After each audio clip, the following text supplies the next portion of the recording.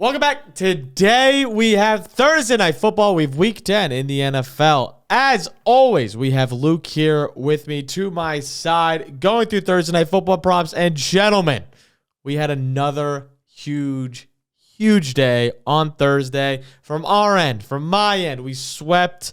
And we also, as a team, cashed our first touchdown score once again. We've been saying this for a long time. We were saying 2 of 5 of our last 5. We were saying 3 of our last 6, whatever it was.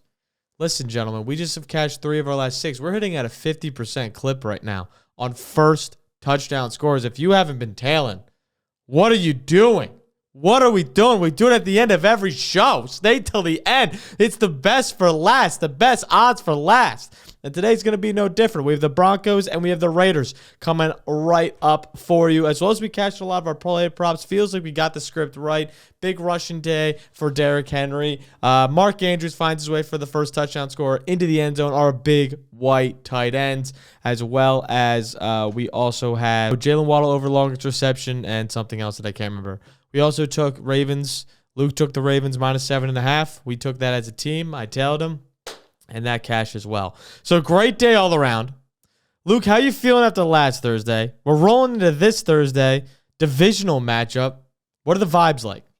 I feel great. Every time I see a big fat white tight end get in the end zone, it's usually in our first touchdown slip. So I love that once again. Yeah. Honestly, like if we bricked on a lot of these props, those 3 touchdown scores could probably break us even just like for the whole year. Like it's kind of crazy how hot we've been with those. So make sure you stick around to the end of the video to see our picks today.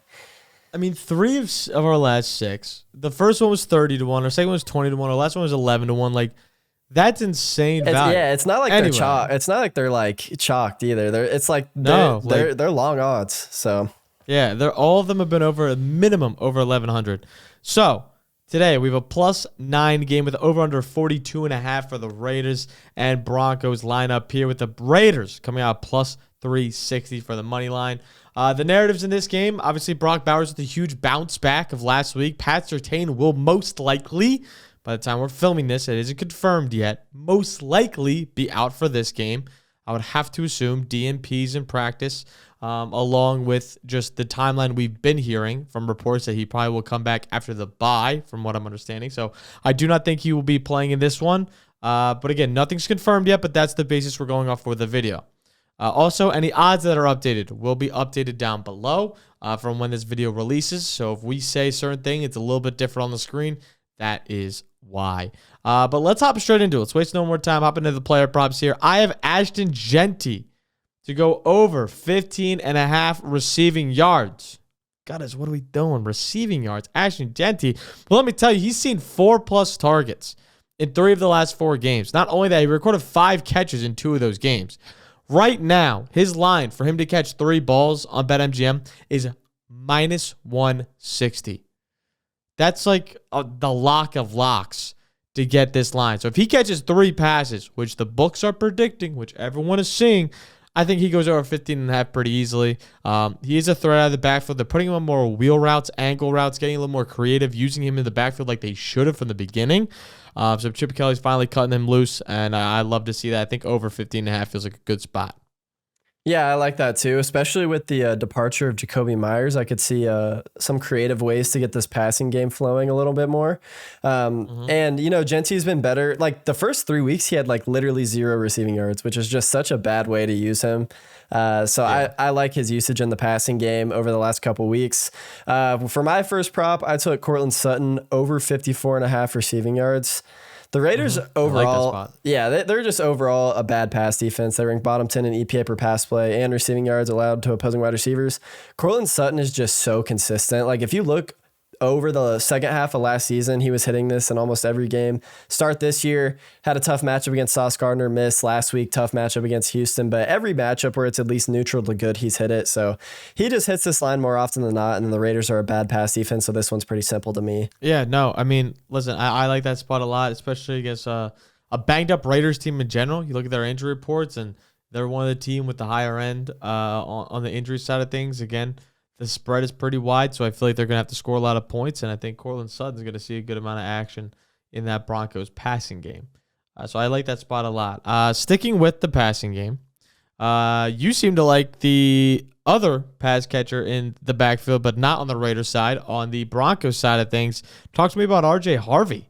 Yeah, so the Raiders play a ton of cover 3 at like the second or third highest rate in the whole league. RJ Harvey is clearly the number 1 target against cover 3 when he plays. He does mismatch snaps with J.K. Dobbins, but J.K. Dobbins and RJ Harvey are both top 3 in targets per route run against cover 3. So if he's on the field, if he's the back on the field, he will likely be seeing some work over this in 5 of his last 7 games, or 6 of his last 8 games. Sorry. So the rookie's starting to get more usage as the year goes on, as they typically do. And I just think he's going to be a bigger part of this offense moving forward. So I like RJ Harvey this week and rest of the season, honestly.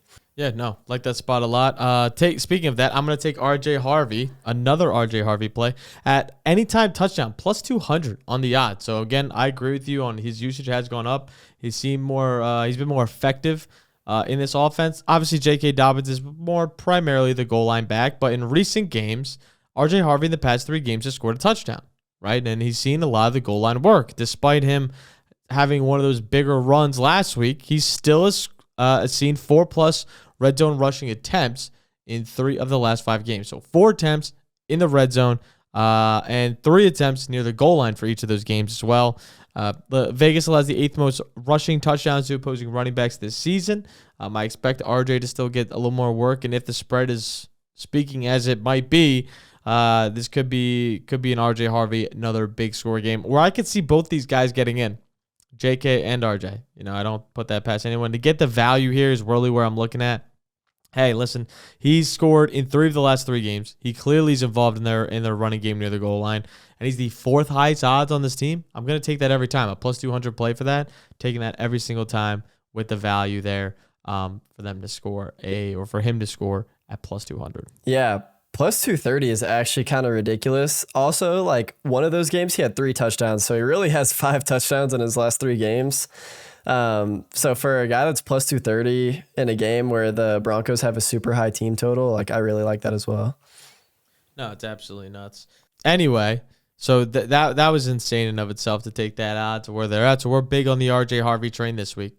My last play is not a player prop. It's going to be a side of the game. I didn't even ask you what side of the game you're on today, but I'm taking the Raiders plus 9. Seems like the easiest narrative play I could have. The reason being is the Raiders just traded away Jacoby Myers, their number 1 receiver. You're going to be like, oh, they're losing it. They're injured. They don't have this. They don't have that. They got their doors blown off the past few weeks. That's when they cover. That's when they come on Thursday Night Football against a Patrick Surtain-less Broncos team that has been the most wishy-washy team I've ever seen with my 2 eyes, despite their record. And the Raiders keep it within range. I mean, a divisional game on Thursday Night Football to be have a 9-point spread. You got to feel pretty good about it. Taking the plus 9, I'm doing that all day.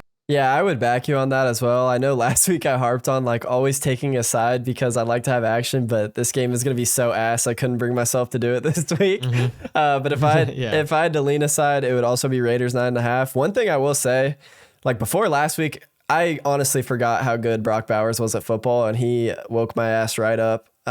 So I think their offense will actually not look that bad even without Jacoby Myers. And like I said earlier in the year, divisional matchups, I always love to take the points. So I like the Raiders here as well. I would lean on your side.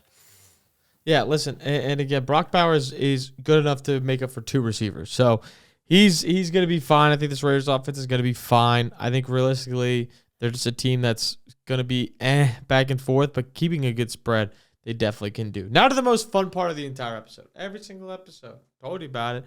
First touchdown scores. We've been hot. 3 of the last 6. Make sure you're taking all of these touchdown scores on BetMGM using code DRAFT. Not only are you going to get fantasy advice for your last 5 weeks of the fantasy season when you use code DRAFT to get access to Nick's Big Dog membership, but you're also going to get $1,500 to throw on these picks. And on BetMGM right now, they have the second chance promo. So if you take a first touchdown score, like we do every single week, and they score a second, you get your money back. So you're really playing with house money at that point. If they don't score first and they score second, hey, shit, no problem. Take your money right back. You got it. Only on BetMGM. Make sure to use code DRAFT, DRAFT. With that being said, we have a theme on this channel. Big white tight ends. And I'm going to continue that trend today with Brock Bowers at plus 900. It's my lowest odds I've played, I think, this entire season. But I have a narrative to push, and I'm going to continue to push it. That Bowers is going to find his way into the end zone. He scored last week. He can score again. Plus 900. They can't defend him. I was so tempted, and I still am, to take Michael Mayer. Dude, yes. So tempted. So tempted.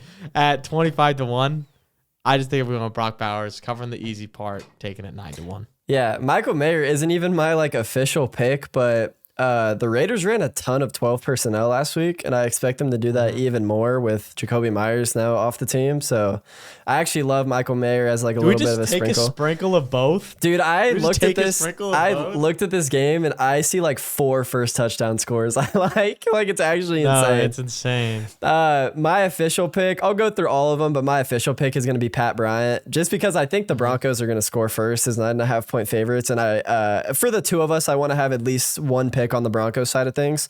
He's 6'4", big dude, can catch a deep ball. So I like him at a little bit longer odds. Another person I think is a little bit sneaky is Dante Thornton, who I think will get a lot more usage now that Jacoby Myers is off the team. He's a rookie that they loved in the offseason, and I think he'll be the wide receiver 2 in this offense for sure. Maybe even the wide receiver 1, because I'm still a little bearish on Trey Tucker being that dude. So those are 3 guys I somewhat like. So if you just want to sprinkle a little bit on all those, be my guest. Yeah, listen, if you just sprinkle all these with the long odds, that's kind of the way to go with these sort of props. But again, if you want to tail any of these picks, make sure you do so over on Pickett. It's absolutely free. Use code BDGE when you sign up. You can see all of my picks.